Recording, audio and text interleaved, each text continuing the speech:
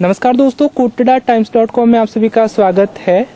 साबरकांठा जिले की खेड़ब्रह्मा तहसील के हिंगटिया पंचायत के पांचमोड़ा गांव में फिलहाल मैं हूं और अभी हमारे साथ आप सभी जानते हैं कि पिछले 36 दिनों से पांचमोड़ा में एक परिवार के घर में मृतक आदिवासी बेटी की लाश रखी हुई थी।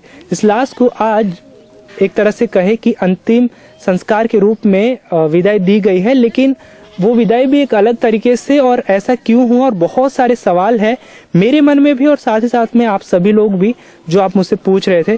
तो मैं अभी पांचमोड़ा में हूँ और साथ ही साथ में मृतक जो आदिवासी बेटी थे उनके पिताजी हमारे साथ है, हम उनसे बातचीत करेंगे। चतरा भाई नमस्ते। नमस्ते सर। तो सबसे पहले मैं ये जानना चाहता हूँ कि आज 36 दिन और पुलिस के द्वारा क्या कार्रवाई हुई जिसके जरिए आपने ये सोचा कि अब हमें हमारी बेटी की लाश को विदाई देनी चाहिए। सर पहले तो ऐसा था कि हमारा समाज के मुताबिक और जो मर्डर केस होते हैं उसके बारे में हमें न्याय नहीं मिल रहा था जी। तो 30 तारीख को 4 तारीख के लेकर 30 तारीख तक मैं घर में मेरी बेटी को लेकर बैठा हूँ और 31 तारीख को जब समाज की रैली का आयोजन हुआ तब रात को 11-12 बजे मेरे को FIR पे कार्रवाई करने को पुलिस बोलती है जी।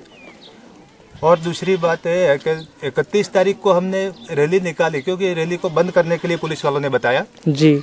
तो रात को 12 बजे के बाद में आदमी इंसान सो रहा होता है, उस टाइम हमें समाचार पहुंचाना अति मुश्किल था जी।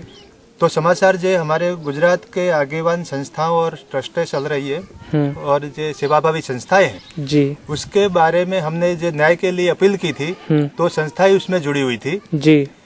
तो उस टाइम 12 बजे के बाद में मैं उसको समाज के आगेवानों को सूचित नहीं कर पा रहा था, इसलिए समाज इकट्ठी हुई थी और 31 तारीख को रैली निकाली गई थी जी। और वो शांति प्रिय था जी, मौन रैली थी, उसमें कोई व्यक्तिगत रीत से किसी का नुकसान नहीं हुआ था जी और कोई गवर्नमेंट का भी नुकसान नहीं हुआ था जी।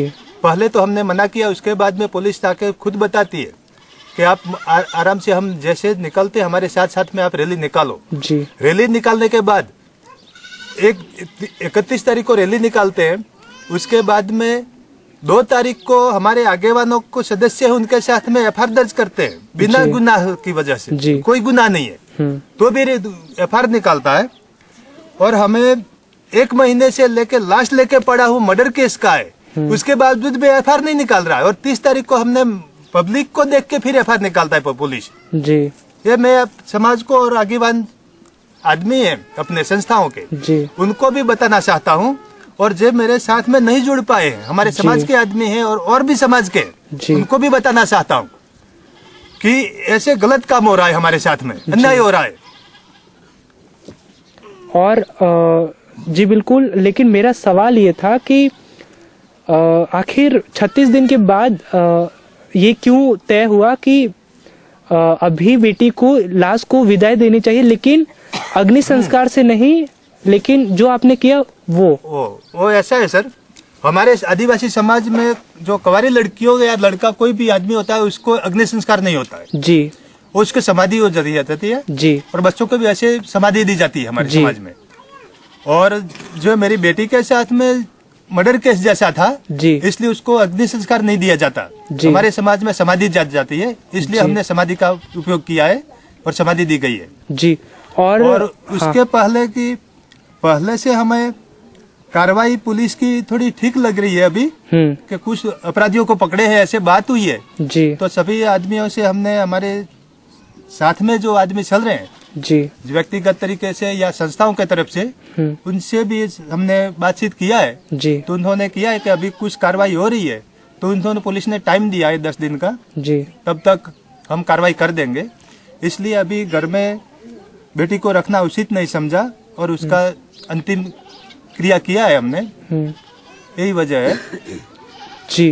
कुछ पकड़े ऐसे बता रहे हैं, लेकिन कौन पकड़ा गया है उसके बारे में हमें विवरण नहीं है जी।